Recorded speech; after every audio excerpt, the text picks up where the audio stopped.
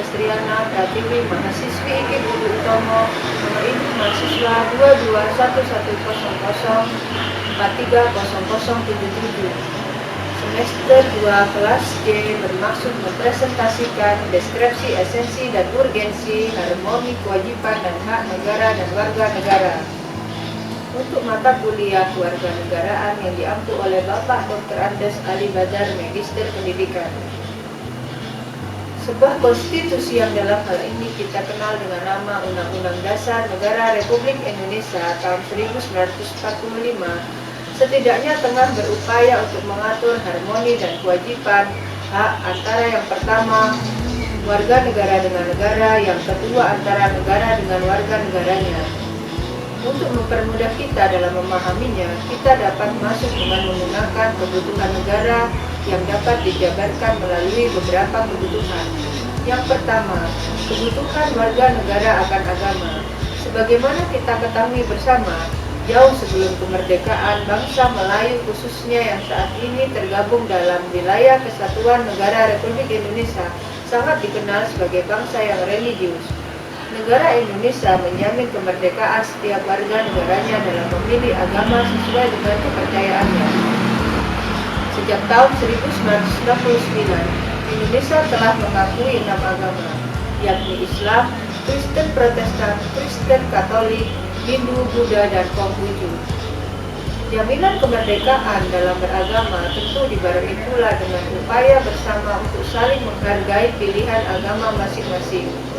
Dalam arti lain, tidak ada pemaksaan, apalagi memaksakan orang lain untuk mengakui bahwa salah satu agama adalah yang paling benar. Yang kedua, kita masuk dalam pembahasan pendidikan dan kebudayaan. Dua hal tersebut adalah pada dasarnya saling berelasi erat, karena pendidikan merupakan salah satu bentuk upaya pembudayaan. Mengapa?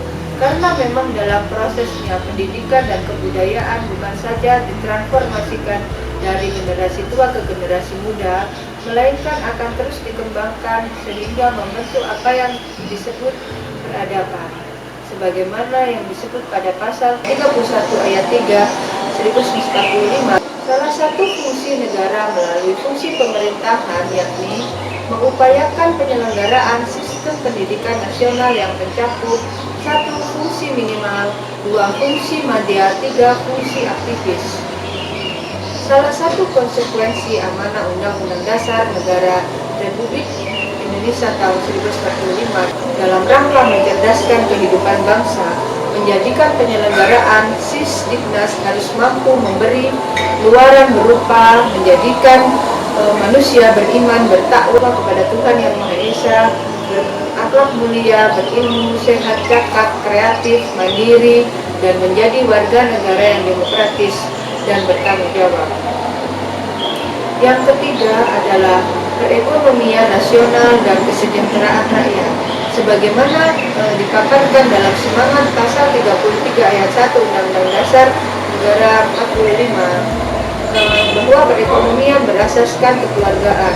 Asas kekeluargaan dapat juga diartikan sebagai kerjasama dalam menyelesaikan pekerjaan, baik untuk kepentingan pribadi maupun untuk kepentingan bersama. Dalam penerapannya, asas kekeluargaan dalam perekonomian nasional dilaksanakan berdasarkan sistem ekonomi kerakyatan. Sistem ekonomi kerakyatan adalah sistem ekonomi yang mampu pada kekuatan mayoritas rakyat. Yang keempat, berdasarkan aturan Undang-Undang Dasar Negara Republik 1945. Yang keempat, berdasarkan aturan dasar Inggul Pertahanan dan Keamanan Negara pasal 30 ayat 2 Undang-Undang Dasar NRI tahun 1945 bahwa usaha pertahanan dan keamanan negara dilaksanakan melalui sistem pertahanan dan keamanan rakyat semesta oleh Tentara Nasional Republik Indonesia dan Kepolisian Republik Indonesia sebagai komponen utama dan rakyat sebagai kekuatan pendukung. Dengan demikian, tampak bahwa komponen utama dalam Siskam HAM merata adalah TNI dan Polri.